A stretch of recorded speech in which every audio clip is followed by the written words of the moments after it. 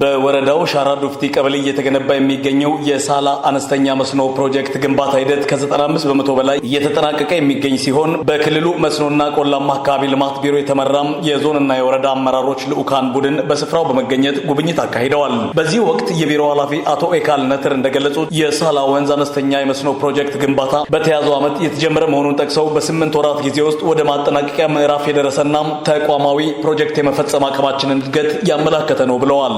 ይሄ የሚያሳየው ምንድነው? ፕሮጀክት ጀምረን በፍጥነት ማጠናቀቅ እንደምንችል ያሳየንበት ማናጅመንቱ በደንብ በየጊዜው ይገመግማል። ፕሮጀክቱ በአካባቢው የአርሶ አደሩን ምርታማነት በማሳደግ በአመት ከ3 ጊዜ በላይ እንዲያመርቱም እድል የሚሰጥ ስለመሆኑም አብራርተዋል። በቀጣይም ፕሮጀክቱ ሙሉ በሙሉ ሲጠናቀቅ የግብርና ኤክስቴንሽን ስራውን ለማቀላጠፍ እንደሚረዳ የጠቀሱት ኃላፊው በተለይም በገበያ ተፈላጊ የሆኑ የኤክስፖርት ምርቶች አምራችነትን አቅም በማሳደግ ረገድም አይነተኛ ሚና ይኖረዋል ብለዋል። አርሶ አደሩ ዝናብ ብቻ አይጠብቅም። ስለዚህ ዝናብ ሳይጠብቅ ያለማል ማለት ነው። ስለዚህ ሲያለማ ይለወጣል ማለት የምግብ ዋስትናን ችግር ይቀርፋል።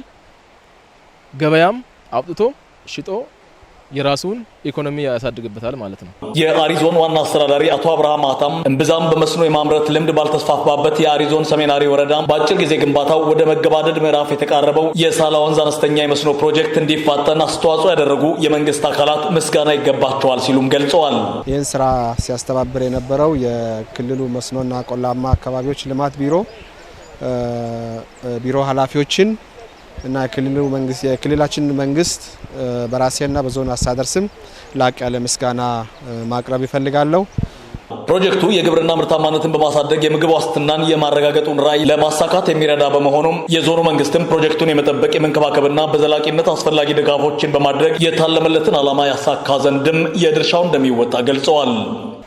ማህበረሰብን የማስተማር የማደራጀት ይበልጥ የተገነባው መሰረተ ልማት ለረጅም ጊዜ እንዲያገለግል የክትትል የድጋፍ የጥገና ስራዎችን ትኩረት ሰጥተን ከይዘባችን ጋር ሆነን የምናስተባብር መሆኑን በዚህ አጋጣሚ ማረጋገጥ ይፈልጋሉ። ማህበረሰብም የኔ ሀብት ነው ብሎ ማህበረሰቡም በጥንቃቄ በእንክብካቤ መያዝ ይጠበቅበታል። የፕሮጀክቱ የግንባታ ሂደት ከ95% በላይ መጠናቀቁን ጠቅሰው ከ260 በላይ አባወራዎችን በመስኖ ልማት ስራ ለማሰማራት እንደሚያስችል የገለጹት ደግሞ የክልሉ መስኖና ቆላማ አካባቢ ልማት ቢሮ ምክትል ኃላፊና የመስኖ ልማት አስተዳደር ዘርፍ ኃላፊው ኢንጂነር ኢሳያስ ቢፍቱ ናቸው። ከጊዜ አንጻር በበጀት አመቱ ነው ወደ ዋና ስራ ገብተን ወደ ተግባር የገባ ነው ማለት ነው።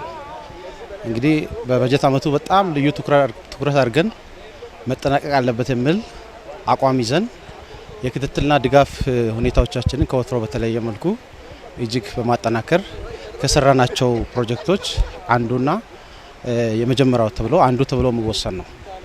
8-9 ወራት ውስጥ ይህን ፕሮጀክት በዚህ መልኩ ወደ ማጠናቀቅ አሁን ወደ 98% በሚደርስ ደረጃ ፊዚካል ስራ ያደረስንበት ሁኔታ ነው ያለው ማለት ነው። የወረዳው ዋና አስተዳዳሪ አቶ ጎሳዬ ጉሳር በበኩላቸው ፕሮጀክቱ በመስኖ ልማት ዘርፍ የግብርና ምርታማነት እድገት ላይ የሚያበረክተው አስተዋጽኦ ከፍተኛ መሆኑን ጠቅሰው አርሶ አደሮች በተለያዩ አደረጃጀቶች የመስኖ ልማት ስራ እንዲተገብሩ ለማድረግ በትኩረት ይሰራል ሲሉም ገልጸዋል።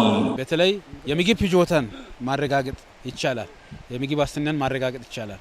ስለዚህ ይሄ የመስኖ ካናል ተገንብቶ በሚጠናቀቅ ጊዜ ህብረተሰቡ በቂ ግንዛቤ አሁን እየተፈጠረለት በአመት 2 ጊዜ ማምረት የሚቻልና ከወትሮው የበለጠ ምርት አምርቶ ለገበያ ማቅረብ የሚችልበትን ሁኔታ ጎን ለጎን የግብርና ባለሙያዎችን እንደ መዋቅር እየሰራን ነው የምንገኘው።